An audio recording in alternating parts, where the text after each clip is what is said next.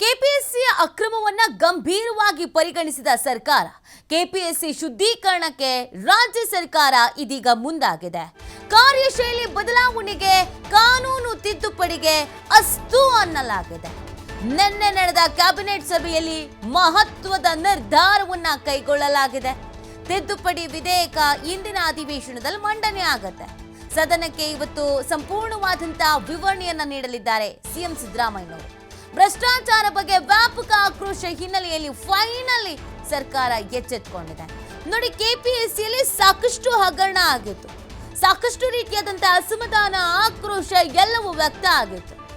ಇಲ್ಲಿ ಕೆಪಿಎಸ್ಸಿಯಲ್ಲಿ ಇಷ್ಟು ಮಟ್ಟಿಗೆ ಅಕ್ರಮ ನಡೆದ್ರೆ ಕತೆ ಏನು ಅನ್ನೋದು ಪ್ರಶ್ನೆ ಆಗಿತ್ತು. ಫೈನಲಿ ಇದೀಗ ಸರ್ಕಾರ ಎಚ್ಚೆತ್ತುಕೊಂಡಿದೆ, ಎಚ್ಚರಿಕೆಯ ಹೆಜ್ಜೆಯನ್ನ ಇಡೋದಕ್ಕೆ ನಿರ್ಧರಿಸಿದೆ. ನಿನ್ನೆ ಕ್ಯಾಬಿನೆಟ್ ಮೀಟಿಂಗ್ನಲ್ಲಿ ಒಂದು ನಿರ್ಧಾರಕ್ಕೆ ಬಂದಿದ್ದಾರೆ. ಆ ಮಹತ್ವದ ನಿರ್ಧಾರದ ಬಗ್ಗೆ ಇವತ್ತು ಸಂಪೂರ್ಣವಾಗಿ ಮಾಹಿತಿಯನ್ನ ಹಂಚಿಕೊಳ್ಳಲಿದ್ದಾರೆ.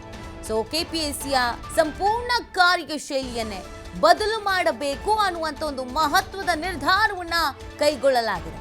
ತಿದ್ದುಪಡಿ ವಿಧೇಯಕ ಇಂದಿನ ಅಧಿವೇಶನದಲ್ಲಿ ಮಂಡನೆಯನ್ನ ಮಾಡಲಾಗುತ್ತೆ.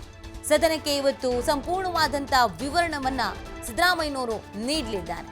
ಭ್ರಷ್ಟಾಚಾರದ ಬಗ್ಗೆ ವ್ಯಾಪಕವಾದಂತಹ ಆಕ್ರೋಶ ವ್ಯಕ್ತವಾದಂತಹ ಹಿನ್ನೆಲೆಯಲ್ಲಿ ಫೈನಲಿ ಸರ್ಕಾರ ಎಚ್ಚೆತ್ತುಕೊಳ್ತಲ್ಲ ಈಗಲಾದರೂ ಅನ್ನೋದು ಒಂದೇ ಖುಷಿ. ಕೆಪಿಎಸ್ಸಿಯಲ್ಲಿ ಏನೇನು ಬದಲಾವಣೆ ಆಗಬೇಕು ಅನ್ನುವಂಥ ನಿರೀಕ್ಷೆ ಇತ್ತು, ಏನೇನು ಬದಲಾವಣೆಯನ್ನ ಮಾಡಬೇಕು ಅನ್ನುವಂಥ ತೀರ್ಮಾನಕ್ಕೆ ಬಂದಿದ್ದಾರೆ. ಸಂದರ್ಶನದ ಪ್ರಕ್ರಿಯೆ, ಕೋರಂನಲ್ಲಿ ಬದಲಾವಣೆಗೆ ನಿರ್ಧಾರ, ಕಾರ್ಯದರ್ಶಿ ಪರೀಕ್ಷಾ ನಿಯಂತ್ರಕರಿಗೆ ಹೊಣೆಗಾರಿಕೆಯನ್ನು ನಿಗದಿ ಮಾಡುವಂಥ ನಿಟ್ಟಿನಲ್ಲಿ ಕೂಡ ಬದಲಾವಣೆ. ಕನ್ನಡದಲ್ಲೇ ಪ್ರಶ್ನೆ ಪತ್ರಿಕೆ ಸಿದ್ಧಪಡಿಸೋದಕ್ಕೆ ತೀರ್ಮಾನಿಸಲಾಗಿದೆ. ಇದು ಬಹು ವರ್ಷಗಳ ಬೇಡಿಕೆ.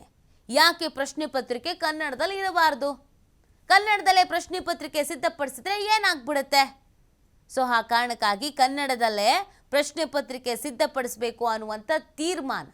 ಆಯೋಗದ ಸಭೆಗೆ ಅಧ್ಯಕ್ಷರ ಜೊತೆ 50% ಕೋರಂ ಅಗತ್ಯ. ಈ ಮೊದಲು ಅಧ್ಯಕ್ಷರಿಲ್ಲದಿದ್ದರೂ 50% ಕೋರಂ ಸಾಕೆಂಬ ನಿಯಮ ಇತ್ತು. ಆಯೋಗ ನಿಯೋಜನೆ ಮಾಡಬಹುದಾದ ಒಬ್ಬ ಮಾತ್ರ ಸಂದರ್ಶನದಲ್ಲಿ ಇರಬೇಕು. ಸಂದರ್ಶನದ ರಿಸಲ್ಟ್ ಆಯೋಗದ ಮುಂದಿಟ್ಟು ಅಂತಿಮ ತೀರ್ಮಾನವನ್ನು ಕೈಗೊಳ್ಳಬೇಕು. ಇಷ್ಟು ಮಟ್ಟಿನ ಬದಲಾವಣೆಯನ್ನು ಇದೀಗ ತರಬೇಕು ಅನ್ನುವಂಥ ನಿಟ್ಟಿನಲ್ಲಿ ಎಲ್ಲ ಮಾತುಕತೆ ನಡೆಸಿ ಒಂದು ಒಮ್ಮತದ ನಿರ್ಧಾರಕ್ಕೆ ಬಂದು ಮಹತ್ವದ ನಿರ್ಧಾರವನ್ನು ನಿನ್ನೆ ನಡೆದಂಥ ಕ್ಯಾಬಿನೆಟ್ನ ಸಭೆಯಲ್ಲಿ ತೆಗೆದುಕೊಳ್ಳಲಾಗಿದೆ.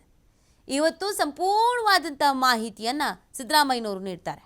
ಕೆಪಿಎಸ್ಸಿಯಲ್ಲಿ ಏನು ಬದಲಾವಣೆ ತರಲಾಗಿದೆ, ಆ ಬದಲಾವಣೆ ಎಷ್ಟರ ಮಟ್ಟಿಗೆ ಪರಿಣಾಮ ಬೀರುತ್ತೆ, ಏನು ಉದ್ದೇಶ ಇತ್ತು, ಯಾವ ಕಾರಣಕ್ಕೆ ಈ ನಿರ್ಧಾರ ತೆಗೆದುಕೊಳ್ಳಲಾಗಿದೆ, ಸೊ ಇದು ಮುಂದಿನ ದಿನಗಳಲ್ಲಿ ಹೇಗೆ ಸಹಕಾರಿಯಾಗತ್ತೆ, ಇದೆಲ್ಲದರ ಬಗ್ಗೆಯೂ ಕೂಡ ಇವತ್ತು ಸಂಪೂರ್ಣವಾಗಿ ಅಧಿವೇಶನದಲ್ಲಿ ವಿಧೇಯಕವನ್ನು ಮಂಡನೆ ಮಾಡೋದರ ಮುಖಾಂತರವಾಗಿ ತಿಳಿಸಲಿದ್ದಾರೆ. ಒಂದಷ್ಟು ಬದಲಾವಣೆಯನ್ನು ತರಲಾಗಿದೆ. ಈ ಹಿಂದೆ ಇದ್ದಂಥ ಕಾನೂನು, ಕೆಲವೊಂದಷ್ಟು ನಿಯಮಗಳು, ಇದೆಲ್ಲವನ್ನ ಕೂಡ ಬಿಟ್ಟು ಕೆಲವೊಂದಷ್ಟು ಹೊಸದನ್ನು ಸೇರ್ಪಡೆ ಮಾಡಿ ನಿರ್ಧಾರವನ್ನು ಕೈಗೊಳ್ಳಲಾಗಿದೆ. ಸೊ ಈ ಬದಲಾವಣೆ, ಈ ನಿಯಮ ಬೇಕಿತ್ತು ಅನ್ನುವಂಥದ್ದೇ ಬೇಡಿಕೆ ಆಗಿತ್ತು. ನೋಡಿ, ಕೆಪಿಎಸ್ಸಿಯಲ್ಲಿ ಎಷ್ಟೆಲ್ಲ ಹಗರಣಗಳಾಗಿತ್ತು, ಎಷ್ಟು ಜನಕ್ಕೆ ಅನ್ಯಾಯ ಆಗಿತ್ತು, ಎಷ್ಟು ಜನಕ್ಕೆ ಮೋಸ ಆಗಿತ್ತು, ಕನಸು ಕಂಡವರ ಕನಸಿಗೆ ನೀರೆರಚಲಾಗಿತ್ತು. ಆದರೆ ಮುಂದಿನ ದಿನಗಳಲ್ಲಿ ಅದಾಗಬಾರ್ದು. ಈಗಾಗಿರುವಂಥ ಎಡವಟ್ಟುಗಳು, ಈಗಾಗಿರುವಂಥ ಅನ್ಯಾಯಗಳು ರಿಪೀಟ್ ಆಗಬಾರ್ದು. ಆ ಕಾರಣಕ್ಕಾಗಿಯೇ ಮನವಿಯನ್ನು ಮಾಡ್ಕೊಳ್ಳಲಾಗ್ತಾ ಇತ್ತು ಕೆಪಿಎಸ್ಸಿಯಲ್ಲಿ ಒಂದು ಬದಲಾವಣೆ ಆಗಬೇಕು ಅಂತ. ಈ ಬಗ್ಗೆ ಮತ್ತಷ್ಟು ಮಾಹಿತಿಯನ್ನು ನೀಡ್ತಾರೆ ನಮ್ಮ ಪ್ರತಿನಿಧಿ ಶಿವು. ಕೆಪಿಎಸ್ಸಿಯಲ್ಲಿ ಸಿಕ್ಕಾಪಟ್ಟೆ ಅಕ್ರಮವಾಗಿದ್ದು ಒಂದು ರೀತಿಯಾದಂಥ ಮುಜುಗರದ ಸಂಗತಿ ಕೂಡ ಆಗಿತ್ತು. ಒಂದು ಬದಲಾವಣೆ ಅನ್ನೋದು ಬೇಕು ಅನ್ನುವಂಥ ಆಗ್ರಹ ಕೂಡ ಇತ್ತು. ಫೈನಲಿ ಕ್ಯಾಬಿನೆಟ್ ಮೀಟಿಂಗ್ನಲ್ಲಿ ಒಂದು ಮಹತ್ವದ ನಿರ್ಧಾರ ಕೈಗೊಂಡಿದ್ದಾರೆ. ಎಷ್ಟು ಮಟ್ಟಿಗೆ ಇದು ಪರಿಣಾಮಕಾರಿಯಾಗಿರುತ್ತೆ ಅಂತ? ಖಂಡಿತ ನೀತಿ. ಕೆಪಿಎಸ್ಸಿ ನಡೆಸುವಂತಹ ಪರೀಕ್ಷೆಗಳಲ್ಲಿ ಗ್ರೂಪ್ ಎ ಗ್ರೂಪ್ ಬಿ ಹುದ್ದೆಗಳಿಗೆ ನಡೆಸುವಂತಹ ಪರೀಕ್ಷೆಗಳೇನಿದೆ ಅದು ಅಕ್ರಮದಿಂದ ಕೂಡಿದೆ. ಯಾಕಂದ್ರೆ ಒಂದೊಂದು ಹುದ್ದೆಗಳಿಗೂ ಕೂಡ ಪರೀಕ್ಷಾ ಹಂತದಲ್ಲೇ ರೇಟ್ ಕಾರ್ಡ್ ಅನ್ನ ಫಿಕ್ಸ್ ಮಾಡಲಾಗಿರುತ್ತೆ. ಕೆಎಎಸ್ ಪ್ರಿಲಿಮ್ಸ್ ಪರೀಕ್ಷೆಗೆ 60 ಲಕ್ಷ ರೇಟ್ ಅನ್ನ ಫಿಕ್ಸ್ ಮಾಡಿದ್ರೆ ಮುಖ್ಯ ಪರೀಕ್ಷೆಗೆ 1 ಕೋಟಿಯನ್ನ ಫಿಕ್ಸ್ ಮಾಡಲಾಗಿರುತ್ತೆ. ವೈವಾ ಸಂದರ್ಶನಕ್ಕೆ 40 ಲಕ್ಷ ರೂಪಾಯಿಗಳನ್ನ ಫಿಕ್ಸ್ ಮಾಡಲಾಗಿರುತ್ತೆ. ಹಾಗೆ ಎಸಿ ಹುದ್ದೆಗೆ ಸಂದರ್ಶನದ ನಂತರ ಎಸಿ ಹುದ್ದೆಗೆ ಆಯ್ಕೆ ಮಾಡ್ಬೇಕಾದ್ರೆ 1.5 ಕೋಟಿ ರೂಪಾಯಿಗಳನ್ನ ಫಿಕ್ಸ್ ಮಾಡಲಾಗಿರುತ್ತೆ ಅನ್ನುವಂತಹ ಗುರುತರವಾದಂತಹ ಆರೋಪವನ್ನ ಮೊನ್ನೆ ಪ್ರತಿಪಕ್ಷ ನಾಯಕರಾಗಿರುವಂತಹ ಅಶೋಕ್ ಅವರು ಇಂಚಿಂಚಾಗಿ ಸದನದಲ್ಲಿ ತೆರೆದಿಟ್ಟಿದ್ರು. ಯಾಕೆಂದ್ರೆ ಇವತ್ತು ಲಕ್ಷಾಂತರ ಅಭ್ಯರ್ಥಿಗಳು ಈ ಒಂದು ಪರೀಕ್ಷೆಯನ್ನ ಬರೆದಿರ್ತಾರೆ. ಯಾಕೆಂದ್ರೆ ಇರುವಂತಹ 700, 800, 1000 ಹುದ್ದೆಗಳ ಒಂದು ಪರೀಕ್ಷೆಗೆ 300 ಹುದ್ದೆಗಳಿಗೆ ಸಾವಿರಾರು ಅಭ್ಯರ್ಥಿಗಳು ಪರೀಕ್ಷೆಯನ್ನ ಬರೆದಿರ್ತಾರೆ. ಕಣ್ಣಿಗೆ ಎಣ್ಣೆ ಬಿಟ್ಕೊಂಡು ಅನ್ನ ಊಟವಿಲ್ಲದೆ ಅವರು ಅಭ್ಯಾಸವನ್ನ ಮಾಡಿರ್ತಾರೆ. ಅಂತವರಿಗೆ ಅನ್ಯಾಯ ಆಗ್ತಾ ಇದೆ ಇವತ್ತು. ಯಾಕೆಂದ್ರೆ ಅದರ ಬಗ್ಗೆ ಕೂಡ ಅವರು ಗಮನವನ್ನ ಸೆಳೆದಿದ್ರು. ಇವತ್ತು KPSC ಪರೀಕ್ಷೆಯನ್ನ ಬರೆಯೋದಕ್ಕೆ ಮುಂದಾಗುವಂತವರು ಬಹುತೇಕರು ಬಡವರು ಇದ್ದಾರೆ. ನಮ್ಮ ಉತ್ತರ ಕರ್ನಾಟಕ ಭಾಗದಲ್ಲಿ ಬಹಳಷ್ಟು ಅಭ್ಯರ್ಥಿಗಳು ಧಾರವಾಡ ಇನ್ನಿತರೆ ಪರೀಕ್ಷಾ ಏನು ಕೋಚಿಂಗ್ ಅನ್ನ ಕೊಡ್ತಾರೆ, ಆ ಕೋಚಿಂಗ್ ಸೆಂಟರ್ ಗಳಿಗೆ ಹೋಗ್ತಾರೆ.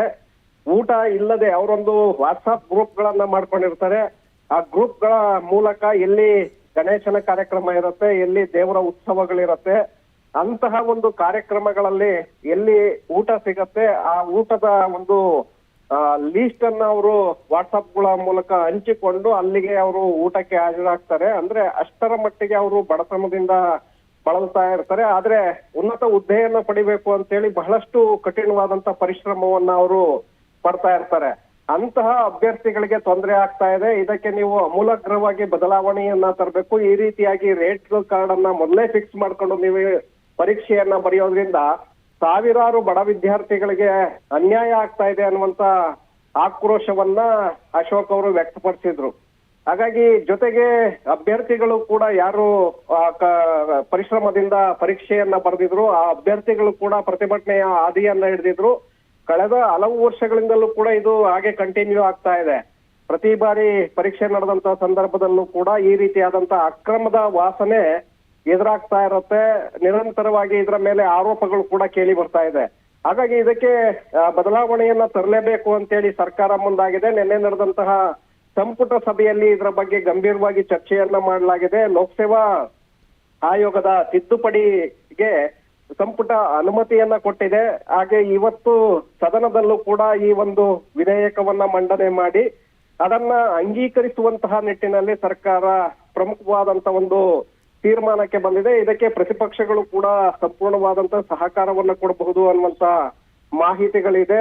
ಈ ಒಂದು ವಿಧೇಯಕ ಕಾಯ್ದೆಯಾಗಿ ಜಾರಿಗೆ ಬಂದಿದ್ದೇ ಆದ್ರೆ KPSCಯಲ್ಲಿ ಸಮಗ್ರವಾಗಿ ಬದಲಾವಣೆಯನ್ನ ತರುವಂತ ಒಂದು ಪ್ರಯತ್ನಗಳಾಗತ್ತೆ. ಯಾಕೆಂದ್ರೆ ಸದಸ್ಯರ ಆಯ್ಕೆ ಇರ್ಬೋದು, ಅಲ್ಲಿ ಆಯುಕ್ತರ ಆಯ್ಕೆ ಇರ್ಬೋದು, ಎಲ್ಲದರಲ್ಲೂ ಕೂಡ ಅಧ್ಯಕ್ಷರ ಆಯ್ಕೆಯಿಂದ ಹಿಡಿದು ಎಲ್ಲದರಲ್ಲೂ ಕೂಡ ಕೆಲವೊಂದಷ್ಟು ಮಾರ್ಪಾಡುಗಳನ್ನ ಮಾಡುವಂತ ಒಂದು ಪ್ರಯತ್ನವನ್ನ ಈ ವಿಧೇಯಕದ ಮೂಲಕ ಮಾಡಲಾಗತ್ತೆ. ಹಾಗೆ ಪರೀಕ್ಷಾ ಸಂದರ್ಭದಲ್ಲಿ ಕನ್ನಡವನ್ನ ಕಗ್ಗೊಲೆ ಮಾಡಲಾಗ್ತಾ ಇದೆ ಅನ್ನುವಂತ ಆರೋಪಗಳು ಕೂಡ ಇದೆ. ತಪ್ಪು ಪ್ರಶ್ನೆಗಳನ್ನ ಕೇಳುವ ಮೂಲಕ ಅಭ್ಯರ್ಥಿಗಳಲ್ಲೇ ಗೊಂದಲವನ್ನ ಮೂಡಿಸಲಾಗತ್ತೆ ಅನ್ನುವಂತ ಆರೋಪಗಳು ಕೂಡ ಇದೆ. ಇದೆಲ್ಲದಕ್ಕೂ ಕೂಡ ಕಡಿವಾಣವನ್ನ ಹಾಕ್ಬೇಕು ಅನ್ನುವಂತ ನಿಟ್ಟಿನಲ್ಲಿ ಈ ವಿಧೇಯಕದಲ್ಲಿ ಅಂಶಗಳನ್ನ ಸೇರಿಸಲಾಗಿದೆ ಅನ್ನುವಂಥದ್ದಿದೆ. ಹಾಗಾಗಿ ಸಂಪುಟ ಒಪ್ಪಿಗೆಯನ್ನ ಕೊಟ್ಟಿದೆ. ಸದನದಲ್ಲಿ ಅದು ಮಂಡನೆ ಆಗಿ ಗಂಭೀರವಾಗಿ ಚರ್ಚೆ ಆಗತ್ತೆ ನೀತಿ. ಓಕೆ, ಥ್ಯಾಂಕ್ ಯು ಶಿವ ತಮ್ಮ ಡೀಟೇಲ್ಸ್ಗಾಗಿ.